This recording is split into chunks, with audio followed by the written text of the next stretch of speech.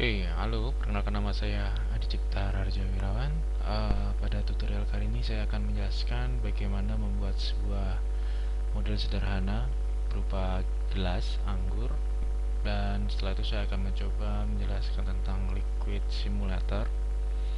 Dan di tahap yang ketiga kita akan mencoba cycles dengan penggunaan material di dalamnya. Oke, kita lihat di sini saya akan menghapus objek cube di tengah sini. Saya tekan X atau del, klik. Oke, seperti ini. Lalu saya tekan Shift A untuk membuat sebuah plane. Saya klik kiri seperti ini. Saya masuk ke edit mode, saya tekan tab. Oke, saya akan masuk ke mode top view seperti ini. Oke, saya tekan shift, klik kanan pada sudut vertex seperti ini, vertex ke atas, klik kanan. Oke, lalu saya tekan del untuk menghapus 3 vertex yang lain. Oke, lalu saya klik kanan pada vertex ini.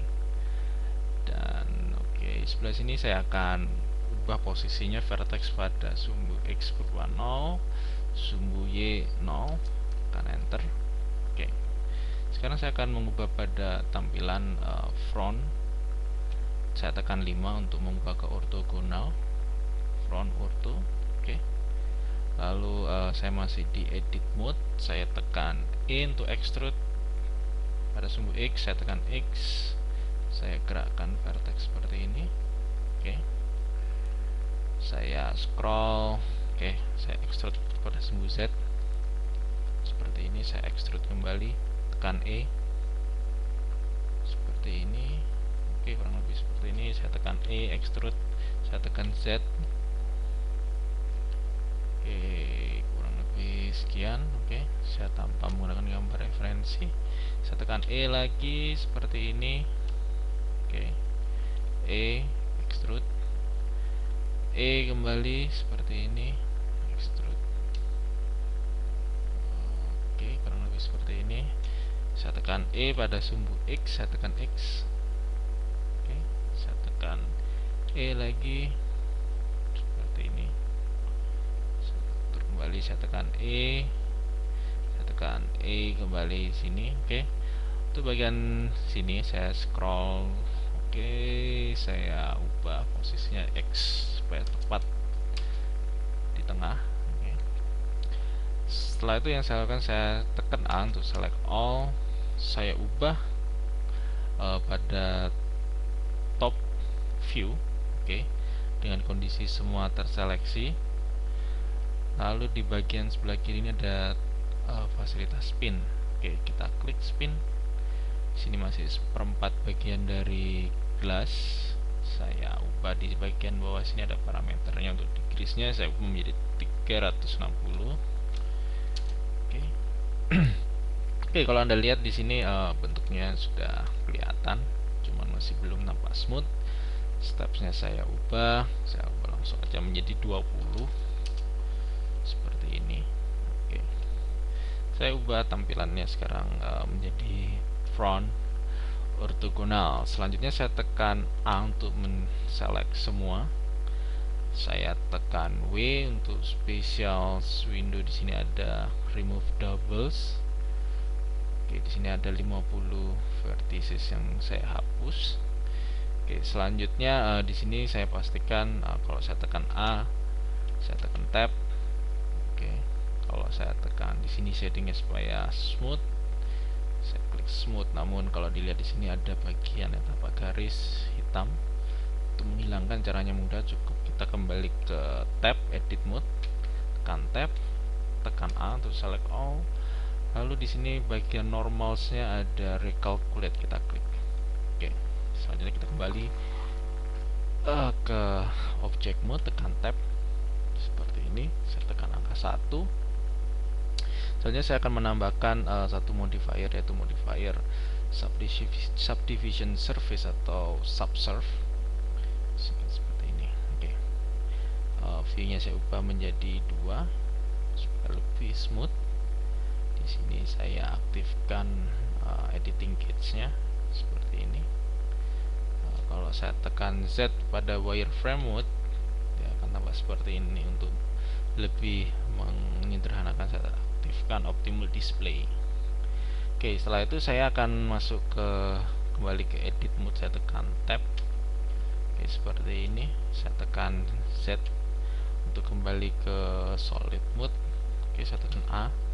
Saya akan menambahkan loop cut di sini. Saya tekan Ctrl R. Oke, arahkan di sini. Lalu saya klik kiri. Saya gerakkan mouse saya seperti ini. Oke, saya tekan A untuk menghilangkan seleksi. Saya tekan Ctrl R dari di sini. Oke, saya turunkan di sini kurang lebih seperti ini. Oke, saya rasa cukup. Saya tambahkan juga. Saya tekan scroll saya. Oke, middle mouse saya seperti ini. Saya tambahkan loop cut di sebelah sini. Oke, supaya tambah lebih tajam. Oke, lalu saya tekan A dahulu. Saya tekan Ctrl R di bagian sisi dalam. Jadi ya, saya gerakkan mouse saya di sini. Oke, muncul loop cut di sini. Oke, seperti itu, cukup mudah. Saya tekan kembali 1. Oke, saya tekan Z. Oke, saya akan perbaiki bagian dalamnya ini. Saya tambahkan kembali loop cut. Saya tekan Ctrl R. Cuman saya pastikan arah pointer mouse saya ada di sini. Ctrl R. Oke, seperti ini. Lalu saya zoom. Saya klik kanan bagian bawah dari dasar dalam gelas. Oke, saya klik kiri tahan pada panah biru ini. Oke, sekian. Oke, saya tekan A untuk menghilangkan seleksi. Lalu saya tekan Shift Alt klik kanan di bagian ini. Oke, seperti ini. Saya tekan Ctrl E, lalu saya pilih Edge Slide. Oke, saya bisa turun ke bagian bawah ini. Oke, lalu saya tekan S untuk scale. Oke, saya perbaiki sini. Saya lakukan Shift Alt klik kanan di sini. Saya tekan S scale. Oke, jadi saya mengatur ketebalan pada gelas. Oke, di bagian bawah dari wine ini saya akan tambahkan satu loop cut lagi. Saya tekan Ctrl R. Hati-hati, saya arahkan di sini. Oke, saya rasa cukup. Saya tekan Z. Oke, saya klik kanan di center dari bagian bawah ini. Saya lalu tekan angka 1. Oke, saya tekan kembali Z. Lalu saya klik kiri tahan pada panah biru. Saya drag ke atas. Oke. Tujuannya nanti seperti glass wine yang sebenarnya. Pada saat kita apply material kaca, efeknya akan cukup realistis. Oke, saya tekan Z untuk kembali ke solid mode. Saya rasa glass wine kita sudah selesai. Oke, saya tekan 1 di sini. Saya save dan middle mouse saya tahan. Oke, ini kita save dahulu. Oke, klik file, save as. Saya beri nama latihan dash wine. Oke, kita klik angka plus di sini untuk munculkan angka 1. Oke, seperti ini dia akan muncul 1. Lalu save as blender file. Saya letakkan saya sudah punya satu folder di sini. Oke, save as blender. Oke, selanjutnya saya akan membuat. Oke, sudah kita save. Saya save sebelumnya, saya save lagi, save as. Merah ini artinya jika kita menyimpan akan overwrite file sebelumnya. Kita klik plus lagi, save as blender file. Oke, saya akan arahkan ke sini 3D cursor saya. Jadi di sini nanti akan ada sumber air yang akan masuk ke dalam gelas ini. Oke, kita tambahkan dengan cara tekan Shift A di sini, lalu kita pilih UV sphere. Oke, ukuran dari UV sphere ini akan mempengaruhi besarnya aliran air yang akan masuk ke dalam gelas. Jadi saya scale kurang lebih seperti ini.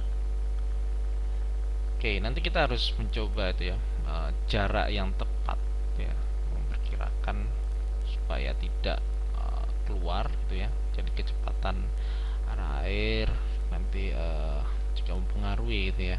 Kita akan belajar ke situ. Oke, kita akan masuk ke tahap berikutnya, kedua, yaitu melakukan liquid simulator. Kita tambahkan, saya tekan Shift S, saya pilih kursor to center di sini, lalu saya tekan Shift A untuk membuat sebuah cube. Oke, saya tekan Z supaya kita masuk ke wireframe mode, lalu saya scale dahulu di sini. Oke, saya tekan G grab, saya scale lagi, scale, tekan shortcutnya S. Oke, kurang lebih seperti ini. Oke, saya naikkan lagi. Oke, saya rasa cukup. Saya tekan 7 tambah atas, saya tekan S pada sumbu Y untuk memperkecil ruang. Besar kecilnya cube ini akan mempengaruhi kecepatan nanti pada saat proses bake pada liquid. Oke, saya save S plus. Oke, jadi yang dibutuhkan untuk membuat liquid simulator adalah sebuah cube sebagai domain, ada gelas sebagai obstacles, dan sebuah UV sphere yang sebagai sumber air. Nanti kita beri tipe sebagai inflow. Oke, yang pertama kita klik kanan pada bagian cube di sini, lalu pada bagian physics kita klik di sini ada fluid, kita klik type-nya, kita pilih domain. Oke. Jangan bingung, di sini Anda bisa search di Google, Anda bisa search di Wiki Blender, terus fluid. Oke, resolusi ini saya set 150. Oke, enter. Time di sini saya akan atur waktunya cukup 1 detik saja. Case ini adalah tempat untuk menyimpan case. Oke. Di sini saya akan ubah durasi waktunya menjadi 25 frame. Oke, kalau saya scroll mouse ini saya bisa zoom in. Sini kita bisa melihat start 1 sampai 25 frame, 1 detik setara 25 frame. Pada bagian domain world-nya, oke, saya ubah real world size-nya menjadi 0,25, kurang lebih seperti itu. Domain boundary-nya oke, saya ubah surface-nya menjadi 2, subdivision-nya sebagai 2. Domain particle saya ubah menjadi 0,1. Oke. Ya. Oke. Selanjutnya di bagian gelas, saya klik fluid. Di sini saya pilih obstacles. Oke. Saya pilih shell aja di sini. Dan pada oke, di sini ada, kalau lihat inflow-nya, saya pilih inflow dengan kecepatannya adalah 0,5. volume. Oke, saya kembali arahkan frame-nya ke 0. Di sini saya klik kanan, lalu saya klik back di sini. Oke, dia akan melakukan proses. Oke, saya pause dahulu untuk melihat proses selanjutnya. Oke, untuk mempersingkat waktu, kita lihat di sini, kalau saya tadi ubah sebelumnya adalah di preview seperti ini, Anda bisa ubah menjadi klik kiri menjadi finalnya seperti apa. Oke, kalau timeline di sini saya klik kiri, kita gerakkan, kita bisa melihatnya adalah proses hasil bake ya. Belum selesai, dia masih berada di frame sekitar 11. Kalau Anda lihat di sini masih perjalanan panjang. Mana saya tekan Z untuk ke wireframe, saya klik kiri, saya nggak perlu melihat semuanya, saya ingin efek dramatis yang ada di sini. Oke, mungkin seperti ini. Oke, kalau udah kita tekan escape saja di sini untuk membatalkan, untuk kita klik tanda silang seperti ini. Oke, setelah itu, oke, kita masih bisa simpan proses ini. Sebelumnya kita duplikasi dahulu aliran air ini dengan menekan Shift D. Oke, lalu kita pindahkan ke layer lain, kita tekan M, saya pindahkan ke sudut sini. Oke, kita punya, kalau kita lihat di sini ada lingkaran berwarna orange, artinya liquid tadi kita pindahkan kopiannya. Oke, dia tidak muncul. Sekarang kita klik kanan lagi di sini. Oke, lalu di bagian modifier ini kita pilih apply, sehingga kita bisa melakukan proses editing di sini. Oke, kalau Anda lihat di sini liquid ini tembus. Saya masih belum tahu bagaimana solusinya, tapi yang saya lakukan selama ini hanya proses still image. Yang saya lakukan adalah, oke, saya masuk ke smooth dulu. Oke, saya pastikan di sini smooth, dia berubah lebih halus. Oke, selanjutnya saya akan masuk ke sculpt mode. Oke, sebelum saya masuk sculpt mode, gelas ini kita pilih, klik kanan, lalu kita tekan H untuk hide. Oke, lalu saya klik kanan lagi di sini, saya tekan Z. Oke, lalu saya masuk sculpt mode untuk menghaluskan permukaan dari air ini. Sebelumnya, oke, saya pilih smooth dahulu. Saya middle mouse, saya tahan, saya oke. Ini penting sekali agar permukaan yang bersentuhan dengan kaca ini lebih smooth seperti itu. Oke, saya rasa cukup. Untuk memunculkan gelas kita tekan Alt H. Oke, kembali ke object mode, lalu tekan Alt H. Oke, seperti ini. Saya tekan angka 1, saya kembali ke wireframe mode. Kalau kita lihat di sini, saya klik kanan, ada cairan ini. Oke, dia masih menembus bagian kaca. Saya kembali ke sculpt mode, saya klik kiri di sini, saya pilih grab, lalu saya tekan F untuk memperbesar brush. Di sini saya klik kiri tahan. Oke, saya masukkan secara manual mesh dari cairan ini. Oke, mungkin seperti ini. Ini cara efektif saya lakukan. Oke, saya tekan 3 untuk melihat tampak kanan. Oke, masih aman di sini saya lihat. Oke, mungkin ada di bagian sini. Mungkin ini.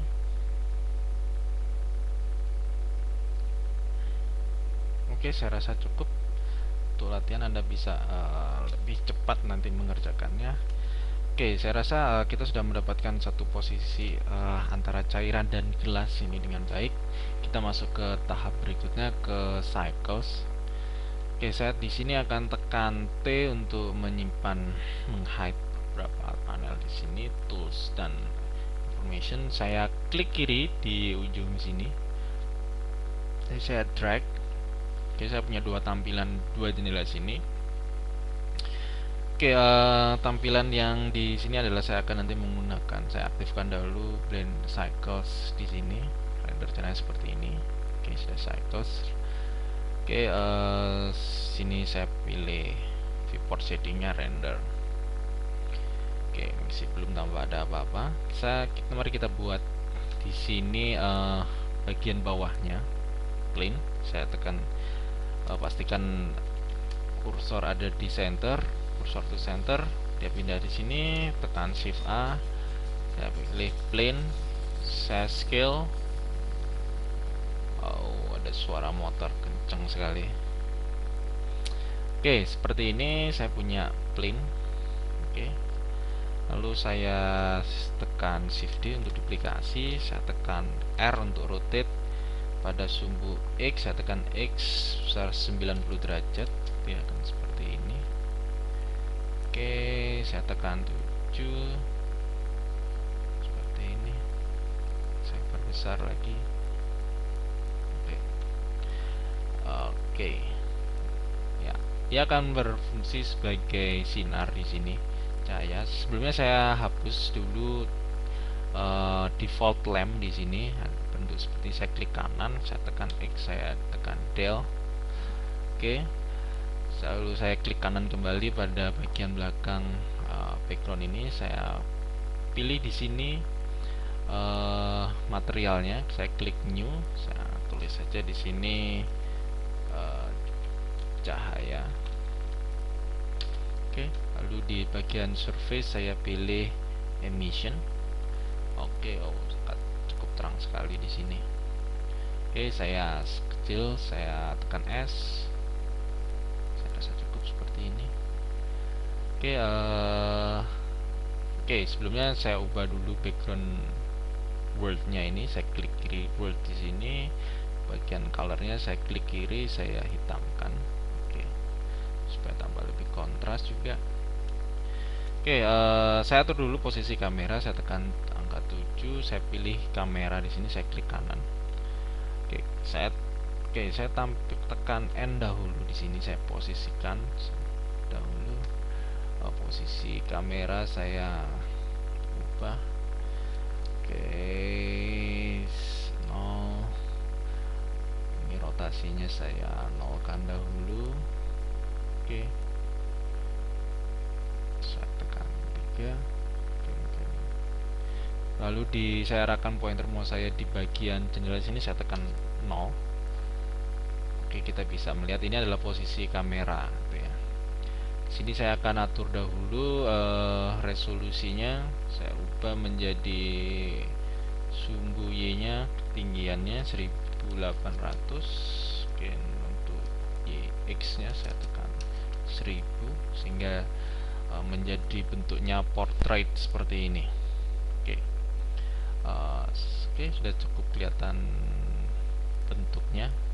Oke, salah satu yang menarik di sini bagian kamera, kalau kita klik di sini kita bisa displaynya ada composition guides ya, di sini ada golden, kita bisa pilih. Oke, di sini akan muncul panduan. Oke, di sini untuk komposisi yang ideal.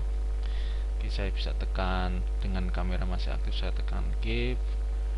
Oke, saya tekan set. Oke, kurang lebih seperti ini. Ya, selanjutnya saya akan memberi material, cukup mudah. Di sini kita klik kanan, kita bisa seleksi langsung di sini gelas. Oke. Lalu di bagian material di sini saya klik new, saya pilih, kasih nama aja gelas, enter. Oke, untuk surface-nya, diffuse-nya di sini saya pilih glass. Oke, secara real time Anda bisa melihat bagaimana material tersebut berubah otomatis. Oke, saya tidak rubah defaultnya. Oke, lalu saya klik kanan pada cairan ini. Kalau Anda lihat di sini dia terseleksi. Saya kasih material juga, kasih aja namanya anggur gitu ya, atau wine, enter. Oke, saya pilih supaya lebih cantik gitu ya, seperti anggur, saya pakai materialnya juga glass. Oke, saya ubah colornya di sini menggunakan warna merah gitu ya. Oke, kurang lebih seperti ini. Oke, Anda bisa melihat efeknya di sini. Oke, saya kurangi index of refraction ya. Idealnya ya ada di 1,3. Anda bisa cari di Google untuk index of refraction sendiri. Setiap material punya, artinya adalah cahaya yang menembus objek tersebut itu ya. Jadi kalau kita lihat di air, dia tidak akan tampak lurus. Oke. Nah, seperti ini. Lalu ya, plane atau floor di sini saya klik kanan, Saya juga beri material supaya ada pantulan seperti kaca. Saya klik new, saya klik saja floor.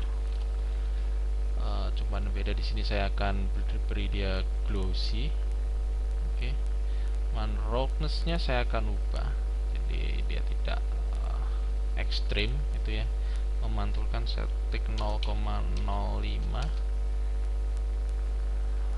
Oke, saya rasa cukup. Oke, selanjutnya bagian terakhir saya akan memilih background tadi. Oke, untuk bagian putih tadi yang plain ini akan saya beri material gitu ya. Di sini kalau kita lihat teksturnya ya, color sini saya klik di sini. Oke, di sini ada image tekstur, kita pilih image tekstur. Oke, dia akan jadi hitam. Saya akan open di sini. Saya sudah membuat cukup mudah. Anda bisa bikin di GIMP atau di Photoshop. Background cukup bujur sangkar. Lalu Anda buat sebuah bulatan yang blurring di sini. Oke, saya pilih open image. Dia tidak muncul. Di bagian sini ada vector default. Anda pilih generated. Di sini ada tekstur koordinatnya. Oke, nah Anda bisa melihat dia akan muncul di sini. Dan kita bisa atur kekuatan dari cahayanya. Saya ketik sini misalkan 3. Oke, cukup terang. Oke, saya bisa adjust di sini. Oke, saya tekan sini. Oke, saya bisa tekan S untuk menskala. Oke, dan di sini previewnya dia butuh waktu. Oke, untuk lebih bagus lagi saya ingin mengaburkan garis di sini. Yang saya lakukan adalah saya akan menambahkan empty. Empty adalah sebuah media untuk membantu bagaimana kita mengatur titik fokus untuk kamera, tapi dia punya fungsi macam-macam. Oke, titik kursor saya masih di sini. Saya tekan Shift A. Oke, di sini ada empty. Oke, seperti ini bentuknya. Saya klik kiri pada panah biru ini. Oke, saya pindahkan ke sini. Disinilah akan menjadi fokus. Oke, saya pastikan dia ada di center di sini. Misalnya saya pilih kamera. Saya klik kanan kamera, otomatis di sini. Dan di sini ada fokus. Nah, fokus ini kita pilih empty. Oke, bagian aperture-nya kita. Nah, ini akan kita akan menciptakan depth of field. Jadi di sini saya klik 0,005. Kita coba. Dia sangat sensitif sekali. Oke, masih tampak tajam. Oke, dan mulai tampak blur. Saya tambahkan lagi 65. Saya tambahkan lagi 0,1. Oke, cukup sensitif sekali. Kita coba saya zoom di sini. Ya, ini cukup berat. Mungkin ya 0,09 mungkin ya. Oke, ya. Ya, Anda masih bisa mengatur banyak gitu ya. Oke, saya atur seperti ini. Oke, saya perbesar lagi efek dramatisnya. Oke, kalau sudah, sekarang kalau kita ingin merender, kita tekan di sini gambar ini. Oke, ini ukuran saya masih 50%-nya. Device-nya di sini saya ubah karena saya menggunakan Nvidia CUDA GPU. Di sini ada feature set-nya saya ubah ke eksperimental. Di sini GPU type-nya CUDA dan Anda bisa melihat kecepatan rendernya akan sangat-sangat signifikan perubahannya. Oke, seperti itu. Kalau sudah, perhatikan dahulu di bagian integrator. Oke, saya klik segitiga ini untuk akan membuka ya. Kompresinya saya ubah menjadi 100 dan samples di sini adalah untuk semakin tinggi samples untuk menghilangkan noise titik-titik di sini ya. Saya baca menjadi 5000. Oke, saya udah ubah menjadi 5000. Maka yang saya lakukan adalah setelah ini merender, saya cukup klik image di sini. Oke, dia akan merender. Sementara saya pause dahulu. Oke, setelah menunggu beberapa waktu, saya menghabiskan waktu sekitar 7 menit 12 detik.